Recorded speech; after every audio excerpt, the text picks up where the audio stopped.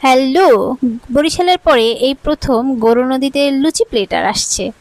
তো আজকে আসলাম লুচি platter test করতে। চলুন দেখা যাক কি অবস্থা। ট্যানটানা, চলে এসেছে আমাদের লুচি প্লেটার। তো দেখা যাক কি কি আছে এখানে।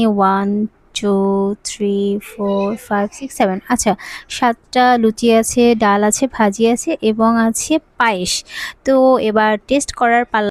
যেহেতু প্রভাসের রুচি খুব ভালো এবং ও খুব ভালো টেস্ট বোঝে, তাই আমি ওকে দিয়ে প্রথম টেস্ট করিয়ে নিচ্ছি। সে প্রথমেই ভাজি দিয়ে টেস্ট করতে চাচ্ছে। তো দেখি তার রিয়াকশন কি হয়। হুম, বেশ ভালো। যেহেতু সে ভালো বলেছে তার মানে নিশ্চয়ই ভালো। যদিও আমি এখনো খাইনি। আমার টেস্ট করার পরে বলতে পারবো কেমন হয়েছে। কি কেমন হলো? এটাও ভালো বলেছে। আর ও পায়েসটা খুব বেশি পছন্দ করে না। তারপরও দেখা যাক। হ্যাঁ, বুঝে শুনে ভালোই বলেছে। তো আসলে আমি বরিশালের সাথে কম্পেয়ার করতে বলেছি।